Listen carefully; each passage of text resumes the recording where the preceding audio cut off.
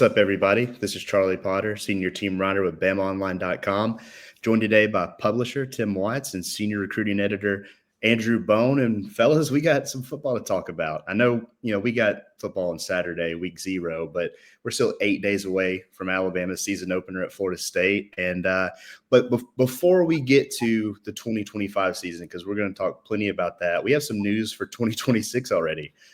Yesterday, the SEC announced they're moving to a 9-game SEC schedule next season, and that means Alabama's going to have 3 permanent opponents, and then the next 6 will rotate every 2 years. Been a lot of discussion on the BO Roundtable, on social media, everywhere, just about what that looks like for Alabama. I think we feel pretty confidently that every year Alabama's going to play Auburn and Tennessee. But I wanted to turn it over to you guys, just that third opponent. Who do you think it should be? Who do you think it will be? Did those match up? What do you think, Tim? I think Mississippi State, and I know it's not traditionally a rival if you look at head-to-head, back and forth, and all that kind of stuff, but it's one of the oldest. I think Alabama's played them the most out of everybody. It's 40 minutes away.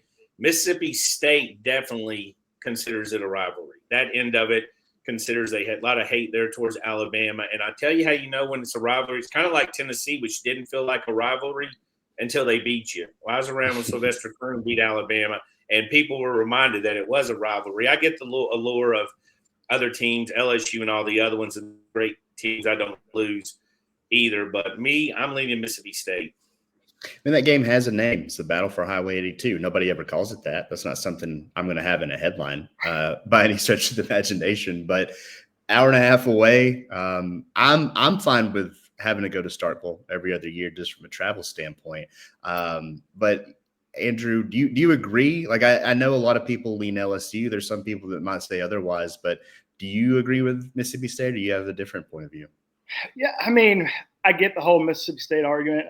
I don't know if the whole the 3 permanent opponents are necessarily going to be the 3 longest standing rivalries. I definitely think that obviously the third Saturday in October and the Iron Bowl, I could see Mississippi State and them considering Alabama their rival. So if that's who it's going to be, I'm completely fine with it. But I'm also been alive for 40 years. I was born in Tuscaloosa. I went to the University of Alabama. I've never once considered Mississippi State a rival by any means. And maybe that's just because, it's been so lopsided through the years. But if that's the case, completely fine with it. Personally, and I'm not saying it should be them. I think it would be. It's going to end up being LSU. That's just who I predict it will be. I'm not saying it definitely needs to be them, but that's just kind of who I predict it to be. I mean, we have seen that game, taken to a whole nother level over the course of the last, 2 decades. It's been fun. Obviously, it's been kind of, even though everybody kind of thinks it's been a good head-to-head, Alabama has completely, been on the winning end on that. I think it's, 12-2 the last 14 matchups against each other. 12-3 the last 15 years. Well, let's think about the last 14 years, not the last 15. Go 12-2. So, I think that I think it could be LSU. I wouldn't be surprised if it's somebody else, but I think those are probably. I think it's probably going to be one of those 2, in my opinion. But overall, excited that it's going to be 9 games. I'm glad that you're going to eliminate. One of these FCS opponents, or maybe even an out-of-conference opponent from a Power 4 school. I think it's great for the SEC, and it's great for fans, because there's a lot of times where you might end up going to one of these games because it's a homecoming game, but the stands aren't pretty packed when you're playing Eastern Illinois the weekend before the Iron Bowl. So we'll see how it all shakes out, but those are the 2. In my opinion, that it could be. I mean, I think if you look at the SEC and the television companies, like they want Alabama, LSU every year. I think that would be a no-brainer. I think they would love to have Alabama, Georgia every year. I think that would probably be my third choice, but I really foresee that one happen. I think it comes down to either LSU or Mississippi State, and I'd probably lean more LSU. I think Mississippi State would be the fairest for Alabama, but that's not always the way it shakes out. I think you got to look at some of the other teams too. Like who are the other teams getting scheduled? Because you want it to be fair. It's not going to be fair, but you want it to be somewhat fair in that regard. But because we've seen Tennessee possibly realistically looking at Kentucky and Vanderbilt of 2 of their 3, and then Alabama. That would be distinctly different than Auburn, Tennessee, and LSU. So I think you're going to have to match it. Is Vanderbilt on the table here at all for Alabama? Again, No. Kind of in that, the battle of I-65. Come on, you remember that? It's kind of in the same realm as Mississippi State, honestly. They just don't play that often. I don't even know how many times they I have no idea. Yeah. I think like we've been playing them a long time. If they knew Diego Pavia could have a lifetime contract, maybe you sign up for that game, but I don't think otherwise. It's going to be fascinating though to see what happens with the schedule, because now through 2034, Alabama has 11 Power 4 opponents on the schedule. Greg Byrne put out a statement on social media shortly after the news was announced from the SEC, and he talked about how they're going to have to reevaluate that. So it'll be fascinating to see. I don't know if the FCS game, is gone completely yet, because I don't know if they want to play 2 Power 4 non-conference foes every year. If other teams aren't, especially going back to that fairness thing, like Alabama doesn't want to be loading up when other teams aren't. So that'll be fascinating to see play out. Some more news. Go ahead.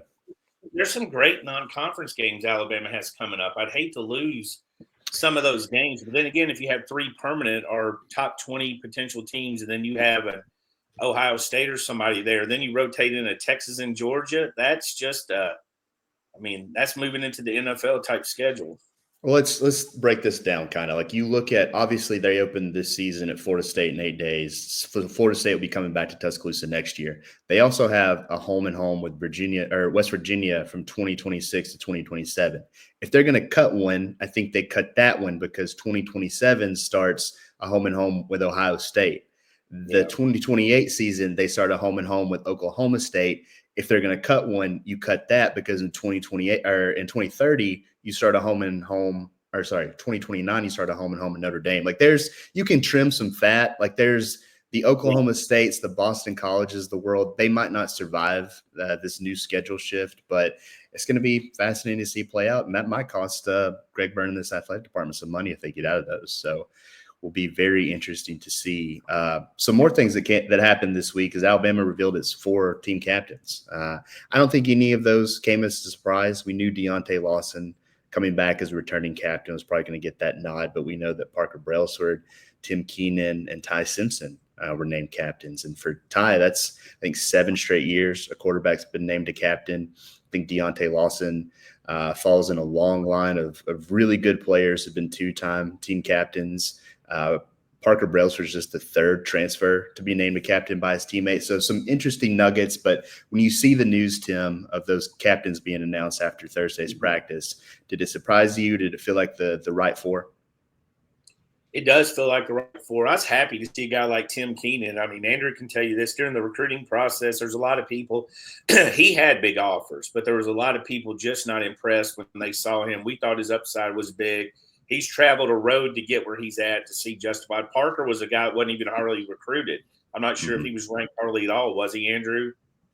I mean, I feel like he was – I can't remember. I mean – yeah, I just feel like he's another guy that, remember – comes, transfers here, has paved his way. Deontay deserved it, obviously, and then Ty, the quarterback. But Lawson to come off his injury and to come back, I thought they did a really good job of picking those 4, and I think it means something that Ty was picked. It does. I mean, we've heard about his leadership throughout the offseason. Earlier this week, Caden Proctor kind of talked about how he got after the offense, because it probably wasn't their best practice of the preseason. And for him to kind of step up and voice his displeasure kind of shows how comfortable he is in being more vocal on the practice field. But Andrew, did you have any surprises on those guys, or did they feel like the right ones? Is there anybody that maybe stuck out to you more than others? I mean, all those guys. I mean, we've heard about it, throughout this last month. The leadership role those guys have taken. Parker Brailsford was one of the guys that I remember, being down there at media day with you guys, hearing from Coach Cap, but also Ryan Williams. I mean, Ryan, different position group, and he's the first name that he mentioned to me was Parker Brailsford, taking on that leadership role at Alabama, and Ty Simpson. We've heard about that throughout the year. Ryan also mentioned to me, Ty last year didn't know if he should step up and say anything. He was kind of in that in no man's land and just didn't say anything. But this year, knowing going into the summer, going into fall camp, he knew that the quarterback role was at least his for the time being, and he needed to step up and be the type of leader that Alabama needs at that position. He's certainly taken that role on pretty strong. So no surprises for me. I think there probably could have been a couple other guys. Not saying that they got shafted, but there was probably a few other guys who could have easily been in that role. Jam Miller, for one. Jerome Bernard is another guy that the staff and players have really talked heavily about. Bray Hubbard's another one. So, but those four guys lead the team, and we'll see how things go. But congrats to them. I'm glad you mentioned that, because I was going to ask you guys, like, who was maybe the next man up at captain for you, because in talking to people, sorry, I didn't mean to. No, you say it was a perfect segue, because I'll just go to Tim and then we'll get out of here. But I think Bray was really close to being the fifth captain. Like, they almost thought about making it 5 or maybe bumping it even to 6 to kind of make it even and have an offensive guy. So I think Bray Hubbard, it's crazy to say, because you have Damani Jackson coming back, you have Keon Sabb in that secondary, but they already view Bray Hubbard as a big-time leader in the back end. I thought maybe a guy like Caden Proctor could be one too. He's a guy that went to SEC Media Days. It shows just the trust that this coaching staff has in him. So what about you, Tim? Do you have anybody that maybe would be that next man up at captain if you had a vote? I think Jeremy was the first one that jumped out to me on offense, and Damani on defense. I think both of those guys have, again, paved the way to get where they were going, put the work in. I was in Tuscaloosa and ran into Ty Simpson and Jeremy Bernard, who didn't know me from Adam's House Cat. Ty might have from his recruitment. They just walk up and introduce themselves. Jeremy had the best conversation for no reason, just randomly. You could tell that he had that respectability. He was nice. He's going to check all those boxes in his work on the field. I mean, he's been, 3 schools, I think, total he's been at. Has made an impact at every single way. We heard when he came over here that, they had 3 really good wide receivers at Washington, and they were like, he's the 4th wide receiver, but he's a hell of a wide receiver. Wait till you get a look at him. And so we've seen that. I think Proctor was a good call too. I mean, he's definitely kept us interested throughout, from the recruiting process to where he's at now. But Bray, if I had to choose one, I'd probably lean Bray, because Bray stepped in when you had to have Bray step in. When Keon went down, Bray just kind of took over that role and really, made a big difference on that back end. Yeah, that dude is ready to roll, and that's what you like to see from somebody that kind of has the way to I start. said this on the board. I'm curious about your guys' thoughts. I said I am 100% behind captains being named before the season, but I would also I like preseason captains, but then after the season, permanent captains. Yeah. Would y'all like to see that, or are you, hey, these are the preseason captains, and these are going to be the captains that we, see the footprints and the handprints at Denny Chimes, next spring? I think you look at it like preseason rankings. You know what I mean? There's a preseason, there's a post. There's a preseason All-American team and a postseason All-American team. So there will be guys we've seen that hit at Alabama. We've seen guys come from nowhere to stand up and play that role. I'm all for it. I think both. You got 2 different honors. And one proves it going into the season, then somebody proves it after the season. I think for me, I know that it's ruffled some feathers that they announced it before the season.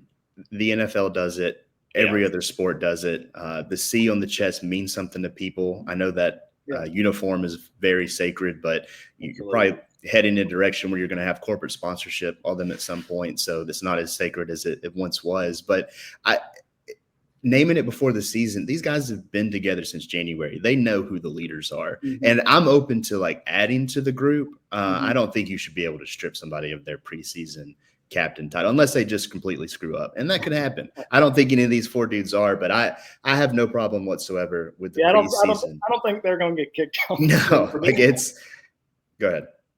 For me, it would be more about maybe adding a guy at the end. I'm fine with that. Taking anything from anybody. going, here's a fifth one. Bray stepped up when we need him. Proctor stepped, or whatever it would be. That's kind of what I meant. I don't want to say, give me that C. I don't want to be like some yeah, Marvel movie. it's definitely Velcro, and you just can take it off. No, I think I do so think strong, I just ripped the whole yeah. jersey stitching. I know it doesn't really mean a lot, but it's a situation where it would be nice for some other guys to get to go out there for the coin toss and get that moment at the stadium, kind of announce to the crowd. It's very minimal. Guys aren't dreaming of that, but that does get taken away. That's the only thing. Again, I'm completely pro captains because I don't love having to break that story or be somewhere after the SEC championship game and have to run to the computer for it. So I'm glad that reminds me. now. My high school coach would come up to the players at the 10 minutes before the coin toss and say, "Hey, go up there and be a captain today." Yeah, you're like, what? Yeah, I know. Like we did the same thing because we would walk from the locker room to the sideline and they'd be like, okay, we want heads or tails. We want to kick from this direction. We want to receive. And you're like, okay, I wish you had told me this earlier, but here we go. So yeah, I'm sure they have a better talk with those guys than what we got. But I do think like it's crazy. Like the fact that the captains has been named, they've practiced today being Friday, the 22nd. They practice on Saturday and they take some time off. No, I don't think they take time off. They practice on Sunday and then Monday they're not a practice team. And it's game week. So there's a lot of buzz on the board. You kind of have to work to keep up with all the topics. I think there's a lot of excitement about this season. But I want to ask you guys, like, what are you most excited to see here in 8 days in Tallahassee? I'll start with you, Tim. And there's so many things. I mean, for me right now, I'm looking forward to seeing Daniel Hill get his chance to tote the mail. I mean, we've kind of an odd recruitment. You fought from that point. You see somebody step up for Jamari Miller. And I'm not saying Jam. Charlie makes me say Jam, by the way. You're using his government name. What are we doing? I mean, I don't understand. I'm not using his condiment name, his toast spread name, but I did do that. But we got Jamari Matthews is how that happens, for the record. I want to see Daniel tote the mail.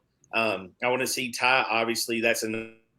I want to see the defense, everything about the defense. I want to see Keon Keeley or Kelby Collins on the field somehow, if that happens. There's a lot of things I want to see. And this game is as much, considering how many guys they've got back, I feel like there's a ton of questions about this team. Even if they return a ton of players and have guys, Isaiah Horton. I mean, there's so many little things I want to see. But for me, it's going to start at running back with Jam not being in, seeing how that rotation goes. Not just Daniel if he's the starter, but who's second and who's third. Does Kevin Riley get a look out of the backfield, with some passes, which Grubb's known to do? So really, running backs for me.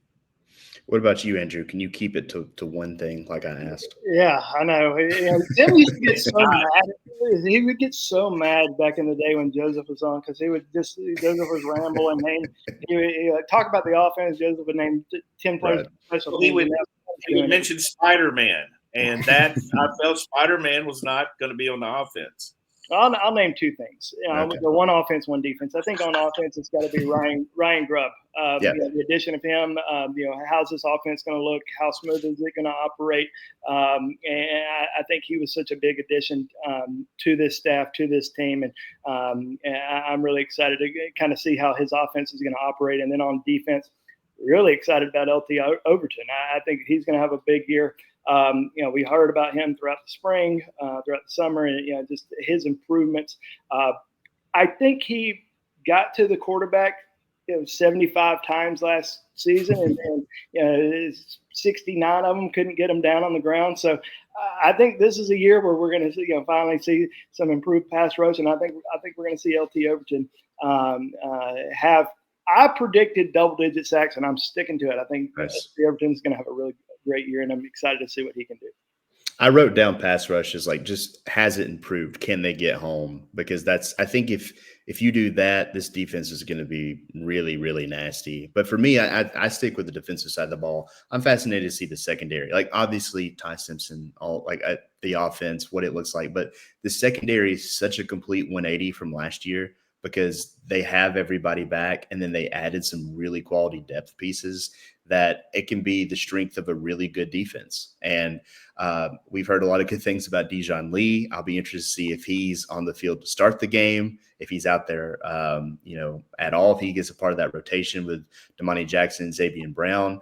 We saw Dijon kind of working on the boundary with Zabian in the slot at practice the other day, which again, I've said it a million times. I said it until I'm blue in the face. What we see at practice isn't necessarily indicative of what we're going to see on Saturdays, but it was interesting. It caught a lot of people's attention because you not only had that, you had 3 safeties on the back end. We know Keon Sabb and Bray Hubbard are going to play, but you had Zay Mincy back there too. If you have those 6 defensive backs on the field, we've seen it on the message board, boner alert. Like, people are going to be excited. So maybe we have to slap a not safe for work tag on this show. But I think people are going to be really impressed by this secondary. And I'm really fascinated to see just how many of these guys get on the field and what they look like now that they've been in a year in this defense. Tim, did you want to say anything about boner alert? You kind of perked up there. Don't move your camera. I'm saying last night, Andrew lives in such a not safe for work living space that we posted the link to the NFHS high school site. Andrew said it reminds me of not safe for work. And I was like, this guy's an HR nightmare. I didn't click on it. That's smart. Hey, yeah. Boner alert. I mean, the boner alert, that is a very popular saying on the round table. So they get excited. That's the least of our worries when they're excited.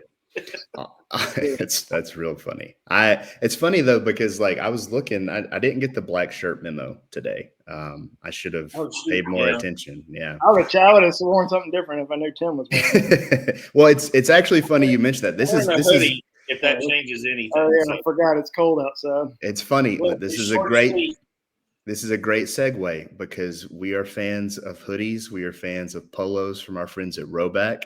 And you can use the code BAMA20 on Roback.com for a generous 20% off for all new customers through the end of this week.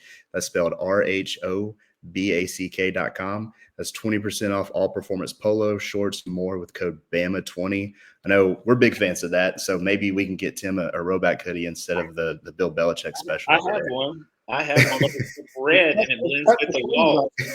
Hey, look, Andrew told me, I don't want to sound like I'm part of the ad here, but I mean, honestly, it's a good product. Andrew told me up front, I don't remember if Charlie mentioned it, but Andrew said this is a good soft material, and it was. It is. So it is. It actually, 20% off is a good deal. Yeah, I really hated that I saw that code after purchasing stuff. That's kind of always a bummer. And it does. Yeah, it does. So, yeah. Well, I think Roback's breakout player of the year worthy, and that's what we'll talk about next. We'll go offense and defense. So Tim, when you think of this offense, who's a guy that you're expecting to have a bigger season this year? You know who I'm betting heavy on is Josh Cuevas. I like it. I think Josh Cuevas came in. It would be fitting if he was just a monster this year. Again, going back to his recruiting, commits after we chased Keon Saab.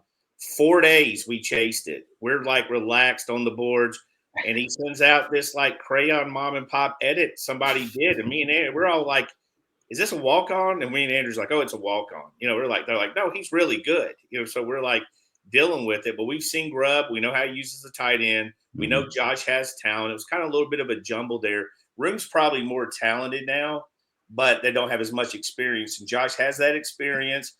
Grubb likes to use them. He's even telling us he's going to use them. Like, he's daring y'all to stop it. And I think Cuevas would be my guy. I think I have a lot of faith in him. It's funny because I remember that commitment, and you just kind of glanced at a name, and I thought it was like a fake, like Jose Cuervo, and I was like, "What is this?" But then you look at his stats, and he's playing at Washington, so I like Cuevas a lot. I think he's in for a big year too. What about you, Andrew? Who you like as a breakout player on offense? Ty Simpson. There you go, baby. I knew somebody was going to say it. I'm excited about Ty. I mean, I think he's waited his turn. I think he's going to, he's got a great supporting cast around him, but I think he's going to make all those guys better. They're going to be excited to get a lot of. I think he's going to be able to distribute the ball to a lot of these different guys, and they've got a great wide receiver room. Obviously, running backs are. I think running backs are probably going to be a lot happier this season because Ty's not going to be a big part of the rushing attack. So, overall, I think Ty's going to have a breakout season, and eager to see kind of how he performs. Because week 1 is going to be it's his first start. So how's he going to do on the road? And obviously, a lot of people don't think Florida State's a top 10 program by any means. But they still got a lot to prove from last season. Gus Malzahn being the offense coordinator now, you never know how that offense may go with Castellanos. So is Ty going to be, having to really, push the ball down the field and try to score a lot of points? And I think he's going to be he's going to have a lot on his plate the first game, and excited to kind of see how he performs and throughout the rest of the season. I'm fascinated to see what he does with these receivers. I wanted to go Rico Scott, but you have Ryan Williams, you have Jeremy Bernard, you have Isaiah Horton. Those are your top three. They're going to play a ton. And they've got so many good receivers. I think Cole Adams is going to play a bunch. We've heard good things about Jalen Hale. These true freshmen, I don't think you should sleep on them. So for me, like I want to go receiver, but I'll go with a little bit of a different pick because I think if he has a breakout year, it's huge for Alabama. But Wilkin Formby at right tackle, because we know what happened last year. And I think if Wilkin Formby plays well, this offensive line is going to be really good. And so I think Alabama needs him to play well. I think he kind of hinges a little bit on their success, because if he doesn't, you're going to turn to it could be Olasolinen. We've seen him work at tackle. He's been at guard here more lately. But I think like if you falter with Wilkin Formby, you turn to a Michael Carroll, you turn to a Jackson Lloyd. And while those guys seem talented and have had good preseason camps, they're still true freshmen. So I think Wilkin Formby, if he has a big year, it's big for Alabama. What about on defense, Tim? Who do you like there? Hey, someone I'm really watching is Caden Jones. Kind of sandwiched between a lot of experience and a bunch of freshmen. The only like middle guy, he's like that Will Smith gift. He's just standing in a room by himself. You got three young it's freshmen. Him and QB Reese. QB Reese is still there. Yeah, QB Reese. Haven't thought about QB Reese, but I think Caden is a guy that we heard a lot about. He's going to have a chance. Lawson's coming off an injury. Like the Colorado guy, he's very good, especially between the tackles. He's a thumper, but Caden's a little bit bigger, a little bit more athletic. If he's going to take his chance, if he's going to take his opportunity, I think it's going to be this year that we're going to see he's a guy that might pave the way for the future. What about you, Andrew? I'm gonna go Jordan Renaud. That's a guy that he's not going to come in and replace LT Overton, but he's going to be a guy that is going to play. He's going to be in that rotation. I remember a few plays last year thinking, shit, who was that? And just absolutely level someone. And he did it maybe once a game, but he was always in that mix. And I think we're going to kind of see him take that next step. And the defensive line, they've got some depth there this season, as we've talked about. And he's a guy that I think is really going to rise up this year, and a lot of people are going to be talking about him more. I wrote down Jordan Renaud. I think some of like the younger guys at Bandit and Wolf, I'm really fascinated to see how they play out behind Quay and LT. Noah Carter, someone that had a good scrimmage in the second one, he could play well. But I thought it'd be off the board. I thought somebody was going to mention James Smith. I think that's the slam dunk pick on defense, because like what he showed in the bowl game. I was close. I'm glad you didn't. So I tried to write down 3. That's why I made fun of Tim for like listing every position group about what he's excited about, because I'm like, dang, I'm scratching everything off as he's going. But we can double up. James Smith, though, like if he can carry over what he did in the bowl game, he and Tim Keenan with those edge guys, LT and Quay, that's a really strong front four. Then you have Deontay Lawson, Justin Jefferson, Nikhai Hill Green behind them. Like it can be a really nasty front in front of a really good secondary. So I think James Smith is going to have plenty of opportunities. We've heard good things about the guys behind him, but they haven't really had as much experience as he had. I think now that he's back practicing, he's healthy or close to 100%. I think he's in for a big year. And you're hearing so much positivity from the coaching staff, from other players about James. Last year, I remember it was all about, can he stay consistent? Can his motor always turn on? And now that he's back at practice, I mean, you put out the story with Coach Womack the other day, just raving about him being back out there. So, I think that's a great call. We've also seen Alabama defensive tackles that exploded in their third year. Quentin Williams, Christian Barmore sort of seemed to click. You have these guys came in with really high expectations. Barmore wasn't as highly ranked as the other two, I don't think, but very high expectations for the Bama staff. It sometimes takes a couple years to physically get ready to wrestle somebody like Landon Dickerson, in his fifth year. And then it just kind of clicks. And I've heard a lot of off the field stuff that for James this year, it is really clicked. He's really been focused. And, you can refer to this when you're a junior, it's your money year. This is a year you can make your money. You can work on your draft status, try to get in that first, second round range. Your money year is also your junior year in high school. There you go. That's true. Not in Alabama. Not in Alabama. Hey, do not borrow a car. Not in Alabama. Not on my watch. Well, we'll get out of here on this. Just kind of a prediction for the season, not necessarily like Alabama's record, but when you're looking at the SEC, Tim, I'll go to you first. And I just noticed that you're just Tim. You're just like Beyonce and Madonna. You don't have a last name if you're watching on YouTube. So that's like Kanye. I didn't know you had to fill in your name. Used to we had it set where it automatically. The computer's supposed to know who you are automatically. I get that. But it was set before, and now we've changed the StreamYard. Next time I'll be Tim the Boss Man Watts. All right. Tim the Player. All right.